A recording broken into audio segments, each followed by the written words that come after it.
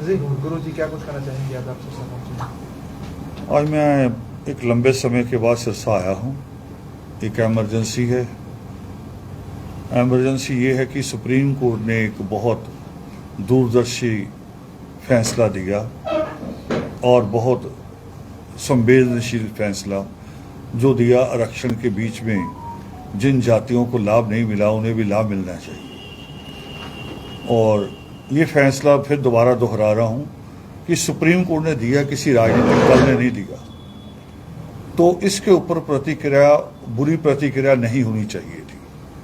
मगर हमें अफसोस हुआ है कि धक्का लगा। हमें कोई 70-80 साल का जो एक लंबा संघर्ष था जिसको दलित आंदोलन कहा जाता था, उस दलित आंदोलन में से ही लोग जो अगड़े हो गए हैं, जिन्होंने आरक्षण का लाभ ले लिया है, वही उस सुप्रीम कोर्ट के फैसले के खिलाफ, बल्कि मैं दूसरे शब्दों में कहूं कि उन दलितों के खिलाफ आके खड़े हो गए हैं जो दलित आज भी अपना जीवन नरक में जी रहे हैं। उनके खिलाफ खड़े हो गए। सड़कों के ऊपर उन्होंने एक आंदोलन रख दिया 21 अगस्त का, और मैं हैरान था। हमने अपील भी की बीच में भी, हमें बैठ के इस पे विचार करना चाहिए, क्योंकि जब कभी भी कहते हैं कि जो किसी हथियार का घाव होता है वो भर जाता है, मगर जो रिश्ते अघाव देते हैं या शब्द देते हैं उनका भरना बड़ा मुश्किल होता है। हमने अपील की थी कि हम बैठ के आपस में बात करें, इसका रास्ता निकालें, और जो सुप्रीम कोर्ट ने कहा उसको समझे। सुप्रीम कोर्ट ने ये नहीं कहा कि किसी का हक मार के दूसरे को दे दो। सुप्रीम कोर्ट ने कहा कि जितनी जिसकी संख्या है उस हिसाब से रिप्रेजेंटेशन, हिस्सेदारी उसकी भी होनी चाहिए। तो इसमें दूसरे किसी को तो इतराज होना नहीं चाहिए था। मगर वो जिनके ज्यादा आईएएस है हम में से, वो जो ज्यादा पीसीएस हैं, जिनके ज्यादा पढ़े लिखे प्रोफेसर हैं, जिनका राजनीति पे भी, सिरसा सीट पे भी, अंबाला सीट पे भी कब्जा है, वो के बच्चों को स्कूल में सीट ना मिल जाए। यानी इससे ज्यादा जाहिलता, इससे ज्यादा क्रूरता, इससे ज्यादा अमानवता, इससे ज्यादा भाई के पीठ पे खंजर मारने की घटना दूसरी नहीं हो सकती। उसके बाद हमने फिर अपना अपील शुरू की, फिर दोबारा भी। अभी भी इसको खाई को बढ़ाओ ना, नारा क्या दिया उन्होंने आके सड़कों पे कि जी सुप्रीम कोर्ट के फैसले से दलितों में फूट बढ़ेगी। फूट क्यों? जस्टिस सुप्रीम कोर्ट के द्वारा दी गई कि जो ट्रेन में चढ़ जाता है, खुद भी धक्का मुक्की करके चढ़ता है, मगर अंदर बिजी है, और वो अपने सुबह बच्चों को खाना दे रही है, दोपहर को दे रही है, वो एक ही बर्तन में दे देती है कि काम ना बढ़े, और जल्दी बैठ के, भाई तो हैं इकट्ठे बैठ के, भाई बहन, जिससे कम खाया जा रहा है। बड़ा बच्चा कोशिश करता है पहले इसे खिला दूं, ये भूखा न रह जाए, मगर वो बाद में तगड़ा होके आगे कोशिश करता है कि आगे से बड़े भाई को खाने नहीं देना, बड़े भाई का घर भी नहीं बनने देना। बड़ा भाई अगर कहे कि अब मुझे अपना घर बनाना है तो हम कहे कि फूट डाल रहा है। बड़े भाई ने जिसने सारा जीवन लगा दिया, उसकी मिसाल आपके रिकॉर्ड में होगी। जब कभी भी आरक्षण पे हमला हुआ तो सफाई कर्मचारी आके लड़ा, वाल्मीकि समाज आके सड़कों पे लड़ा, कोई दूसरा समाज कम ही दिखाई दिया होगा, दूसरे समाज के नेता दिखाई दिए होंगे। समाज की जो पूरी गिनती अगर दिखाई दी तो वाल्मीकि समाज की दिखाई दी है। तो उसी को लेके फैसला आया, उसी को लेके मैं आज यहाँ आया हूँ। रात बस्ती में बात हुई अलग अलग परिवारों के साथ, उनके साथ दूसरे एंगल से हमने बात की है। वो हमने ये कहा है कि अगर सुप्रीम कोर्ट ने हमारे पक्ष में फैसला लिया है कि वर्गीकरण का मतलब कि स्कूल में सीटें हमारी अलग, पढ़ने के बाद नौकरी में सीटें अलग, पर ये तभी मिलेगी जब हम बच्चों को स्कूल भेजेंगे। ये हमने बस्ती में रात सारे परिवारों से यही बात की कि अब हमने एक ही मिशन बनाना है कि बच्चे को स्कूल से कॉलेज तक पहुंचाना।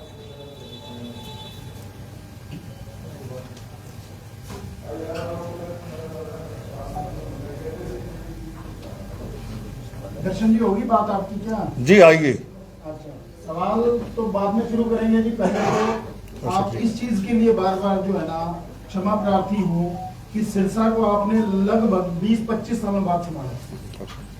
आप आगे आ जाइए। आप मैं चूंकि मेरे साथी सहयोगी आगे हैं जी, नहीं, आ जाइए, इधर बगल में है जगह, बगल में है, आइए, आप आइए, आ जाइए।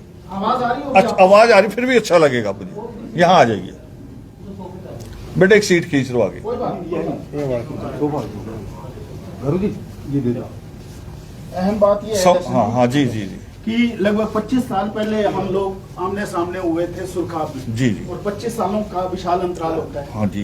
कि जब आप इस समाज को जिसके लिए आप पैरवी कर रहे हैं, 25 साल से जो आप संघर्ष आपने आरंभ किया, अगर बीच बीच में आकर के आप इनको संभल देते तो शायद ये परिस्थिति या जो निर्णय आज आप ले रहे हैं स्कूल भेजने का, ये 25 साल पहले अलग जगह होती। आपका कहना बड़ा दुरुस्त है, मगर भारत इतना विशाल है कि उसको बाबा साहब अम्बेडकर भी अकेले कवर नहीं कर पा रहे थे। वो बहुत बड़ी हस्ती थी और हम तो उनके आगे बड़े मामूली हैं। मैं अगर 20-25 साल में सिरसा नहीं आया तो मैंने आंध्रा तैयार किया है। तेलंगाना का जहां आरक्षण लागू हुआ है, वहां की मूवमेंट हमने संयुक्त रूप से मादिका के साथ मिलकर लड़ी है। हमने मैं राजस्थान में बहुत काम किया है, मगर ये नहीं रहा कि सिरसा के इन साथियों से हमारा संपर्क नहीं रहा। हमने इस दरमियान 20 साल की मिसाल ही 20 साल में हमने एक और नई योजना शुरू की है। उस वक्त जब आप मिले थे तब हम केवल सत्संग करते थे। 20 साल में हमने एक और नई योजना शुरू की, अभी यहां बच्चों से भी हुई, शांति से भी बात हो रही थी। हमने बच्चों के एजुकेशनल सेमिनार शुरू किए हैं। 20 साल हो गए। आपके यहां से एक जज बने लालचंद जी, रिटायर हो गए, वो हमारे सेमिनार से उस मूवमेंट से जुड़े हुए हैं। अभी पिछले साल लुधियाना आए थे। हमने वो सेमिनार इसीलिए शुरू किए हैं कि आज केवल पढ़ना जरूरी नहीं है, क्या पढ़ना ये ज्यादा जरूरी हो गया। जैसे 2012 का मेरे पास आंकड़ा है, बी.टेक 2012 से 4.5 लाख बी.टेक हर साल फालतू पैदा हो रहा है, जिसकी ना प्राइवेट सेक्टर को जरूरत है ना पब्लिक सेक्टर में उसकी जरूरत है। ऐसे ही एमबीए फालतू आ रहा है। अब आने वाले दिनों में लॉ मिल जाएंगे आपको, लॉ ग्रेजुएट बेकार मिलेंगे।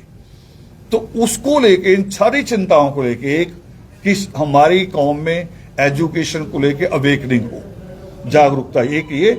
नंबर 2, जागरूकता हो तो हम आगे पढ़े क्या, तो हम कर रहे हैं, मगर हमारे पास संसाधन कम है।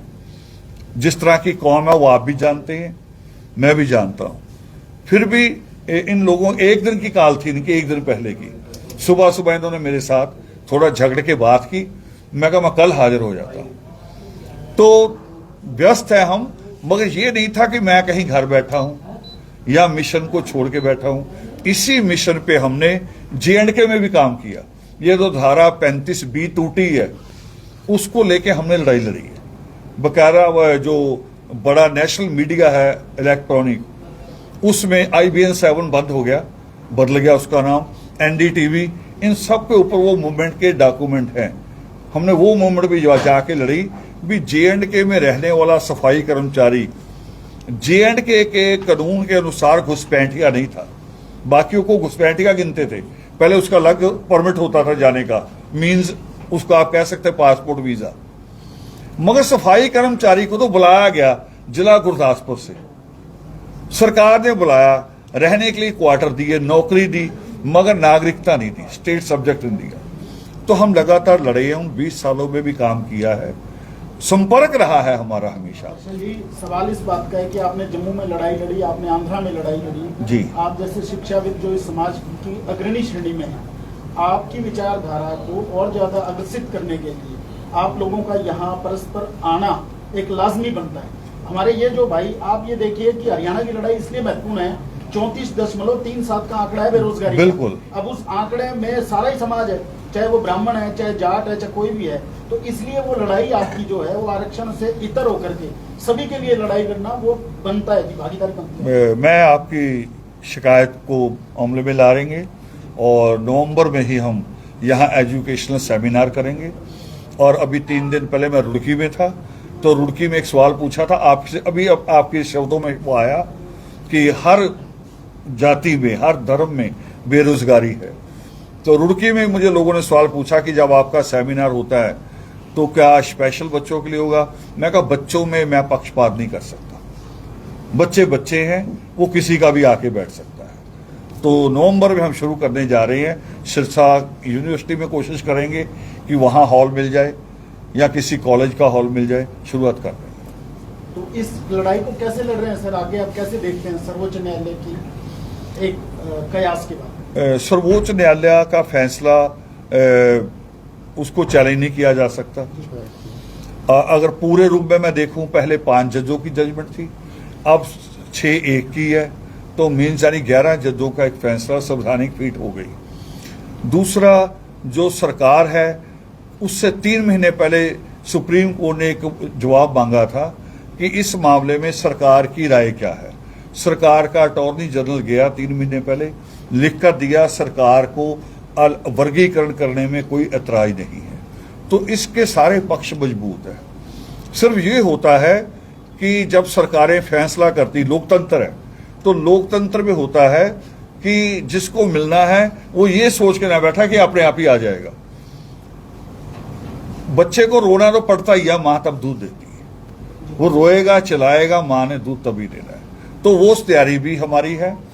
कल दिल्ली में अलग अलग सारे जो संगठन है जो आरक्षण की इस सुविधा में जो जातियां आ रही हैं, उन सबके लोगों को, थोड़े से लोगों को बुलाया है छोटी कॉल पे, और फिर हम चाह रहे पूरे भारत के जितने भी संगठन हैं उनका एक सामूहिक नेतृत्व बन जाए, और ये ना हो कि मैं कुछ कहूं दूसरा को कुछ कहे और ये शक्ति खराब हो जाए।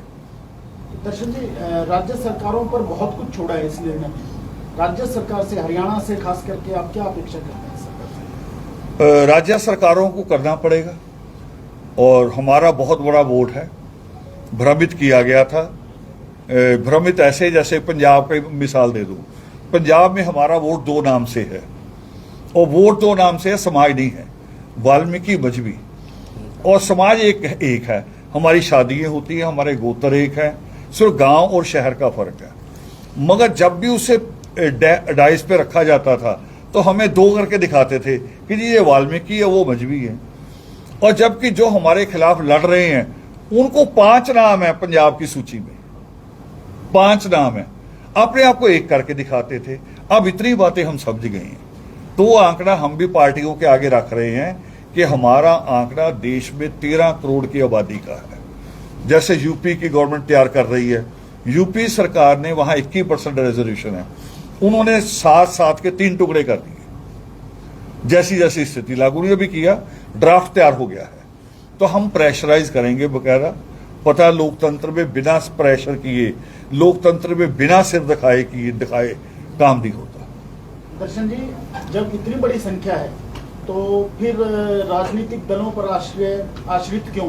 स्वयं क्यों नहीं अपने लोगों को, नुमाइंदों को आप चुनते जो आप लोगों की समस्याएं व्यक्तिगत स्तर पर जानते हैं? उसके लिए सबसे पहले एजुकेशन की जरूरत होती है। मिसाल आपके सामने कांशीराम की, तो कांशीराम की जीवनी लिखी धनंजय कीर्दे, तो उनको अगर आप पढ़ेंगे तो उसमें आएगा कि बीएसपी बनने से पहले जब वो बामसेफी लेके चल रहे थे तो 72,000 मुलाजिम उनके साथ था, 72,000, जिनमें 1500 डॉक्टर थे, 2000 इंजीनियर थे। हमारे पास अभी वो आंकड़ा नहीं है, क्योंकि यही लोग मदद करेंगे ना। जब राजनीतिक दल बनाएंगे तो दूसरा कोई आर्थिक मदद थोड़ी करेगा। तो पहला एजुकेशन को पूरा करेंगे, और एजुकेशन आने पे राजनीति भी तभी समझ में आएगी इनको। अभी राजनीति समझ में नहीं आती। अभी तो इनको आके किसी ने अगर गले मिल लिए, ये उसी के हो जाते हैं, आइसक्रीम की तरह पिघल जाते हैं। ये भी नहीं पता भी गले क्यों मिला आदमी, उसके बाद करेगा क्या। तो पहले एजुकेशन। तो जम्मू कश्मीर और हरियाणा में चुनाव बिल्कुल आसन है जी, बिल्कुल। इसके लिए क्या तैयारियां हैं आप लोगों की? तैयारियां तो बस किसी पार्टी के पक्ष में कुछ नहीं कहा जा सकता। तैयारी ये है कि हम सारे लोग रात भी बात कर रहे थे, हम हर लीडर की मंशा समझते हैं। हर पार्टी में कौन आरक्षण का विरोधी है, कौन पक्षधर है, किसकी सरकार बनेगी, पूरी लोगों के साथ चर्चा हुई है भी अगर सरकार बनती उसमें अगर ये आदमी उसमें शामिल होता है तो आरक्षण आएगा कि नहीं आएगा। तो ये अवेकनिंग भी कर रहे हैं। बाबा साहब ने जो आरक्षण की सुविधा दी थी जी समाज के लिए, जो दबे कुचले समाज थे, आपको लगता है कि वर्तमान में वो सही स्वरूप है आज भी आरक्षण का, या राजनीतिक दलों का केवल एक मोहरा बन के रह गया? नहीं, स्वरूप आया नहीं उसका सही से। बाबा साहब अम्बेडकर ने उसी वक्त चिंता जाहिर की थी। उनका जो राइटिंग्स हैं उसमें 39 नंबर वॉल्यूम है, तो उसमें उन्होंने उसी वक्त लिखा था कि ये जो आरक्षण लागू हो गया, क्योंकि उस वक्त बड़ी जिम्मेवारी थी संविधान लिखने की, तो बाबा साहब ने उस वॉल्यूम में कहा भी इसके वर्गीकरण की जरूरत रहेगी। लिखा है, बाबा साहब की लिखत बोल रहा हूं मैं, कि वर्गीकरण इसका यानी उप वर्ग बनाए जाएंगी, कैटेगरी करनी पड़ेगी। तो आज वही कैटेगरी करनी पड़ रही है। हाँ, समय लंबा लग गया, पार्टियों को समझाने में टाइम लगा। मुझे तो जो बड़ा जिसको बुद्धिजीवी वर्ग कहते हैं या मीडिया के साथी हैं, आज से 5-7 साल पहले दिल्ली के मैं उन साथियों को इस बात को जब छेड़ता था वो बंद करा देते थे। वो कह रहे हमारे ऊपर इल्जाम आ जाएगा, हम दलितों में फूट डलवा रहे हैं। हमें ये कन्विंस करने में बड़ी देर लगी कि हमारे साथ खड़े हो, हमें जरूरत है, और आज वो खड़े हैं। आज जब मैंने लिखा तो मेरा आर्टिकल अगर पंजाब केसरी में लगा तो वो इंडियन एक्सप्रेस में भी लगा, इस संडे नेशनल हेराल्ड में भी लगा। अब वो समझ लगे कि इनको जरूरत है। दर्शन जी, आपने अपने वक्तव्य में लिखा है मायावती जी के ऊपर जी, जितनी जिसकी संख्या भारी उतनी हिस्सेदारी। जी, उनकी पार्टी आज हरियाणा में भी मतलब कदम रख चुकी है, मतलब एक राजनीतिक दल के साथ उनका गठजोड़ है। जी, जी। तो क्या आपका विरोध रहेगा उनकी? बिल्कुल रहेगा। मैंने लिखा इसलिए स्पष्ट शब्दों में लिखा, मैंने कोई इशारे से नहीं लिखा भी कोई यूपी के मुख्यमंत्री, मैंने लिखा मायावती। जी जी। और मायावती की ये मानसिकता रही है कि यूपी की उत्तराखंड टूटने के बाद 403 सीट है विधानसभा, वो एक टिकट भी वाल्मीकि कौम को नहीं जाने देती। ये आज की बात नहीं, जब हम वर्गीकरण के लिए खड़े हुए, आज नहीं, पहले से कांशीराम के समय में हुई 1-2 टिकट, उसके बाद मायावती ने कोशिश की ना जाए। फिर एक और हुआ, 1,08,000 सफाई कर्मचारी भर्ती किए गए ग्रामीण सफाई कर्मचारी का काम बड़ा साफ सुथरा होता है, कोई ज्यादा गंदगी का नहीं होता। चौपाल को साफ कर दिया, कभी कोई बारिश आ गई तो वो पानी निकाल दिया, उसमें उसे रोस्टर सिस्टम लागू करवा दिया मायावती ने सीएम रहते हुए। और वो सीटें 1,08,000 में से 8,000 सीट भी वाल्मीकि कौम को नहीं मिली। और काम नहीं करेगा, काम फिर भी हमारा आदमी करेगा। तो ये हमारे प्रति दलित का, जो खुद भी दलित है, जिनकी गाली भी हमारी इकट्ठी थी संयुक्त, वो गाली वाले हमसे देखो कैसे अलग खड़े हुए। दर्शन जी, एक आपके लिए पसोपेश की स्थिति ये भी बनती नजर आ रही है कि जिस राजनीतिक दल के साथ बसपा ने गठजोड़ किया है, उस पार्टी ने तो आपके समाज को अभी संसदीय सीट पर टिकट दी, संदीप लोट को, और दूसरी तरफ बसपा खड़ी है, तो अब कैसे करेंगे?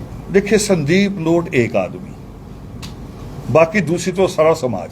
वर्गीकरण का जो प्रभाव है वो पूरी कौम पे है। मुझे भी कोई पार्टी टिकट दे दे तब भी मैं कहूंगा उस पार्टी के पक्ष में नहीं जाना अगर वो पार्टी वर्गीकरण के खिलाफ है। पर्सनल मामले अलग हैं, और जो जहां सामूहिक मामला है, हमारे बच्चों के भविष्य की बात है, वो अलग मामला। तो स्कूलिंग का, एजुकेशन का ही आपकी मुहिम चलेगी? जी हाँ, आपकी सहयोग से 10 या 17 नवंबर को सिरसा में हमारा पहला एजुकेशनल सेमिनार होगा, और जिसके मंच पे केवल आपको टीचर नजर आएंगे। ये भी एक नई चीज देखेंगे, केवल टीचर नजर आएंगे बच्चों को गाइड करते। उस एजुकेशन सेमिनार को चलाएंगे भी बच्चे, संचालन भी बच्चे करेंगे। सर, एक अभी गठबंधन हुआ है जननायक जनता पार्टी और आजाद पार्टी, उसके विषय में आप क्या कहेंगे? वो गठबंधन हमारे वर्गीकरण के खिलाफ है। चंद्रशेखर सीधे खिलाफ है, मायावती भी खिलाफ है, और अगर क्या नाम है चौटाला, कौन सा है ना, दुष्यंत, अगर वो उनके साथ जाते हैं ना चंद्रशेखर, फिर क्या परिभाषा होती ना कि दुश्मन और दुश्मन इकट्ठे हो रहे हैं, तो हमारा तो दुश्मन हो ही गया ना, दुश्मन से हाथ मिला रहे हैं। जो आदमी सीधे वर्गीकरण का विरोध कर रहा, दुष्यंत को उस तरफ जाते हुए सोचना चाहिए था। तो क्या इस गठबंधन से नुकसान हो सकता है? नुकसान उन्हीं को होना, हमें नहीं होगा। परिणाम आपको बता दें।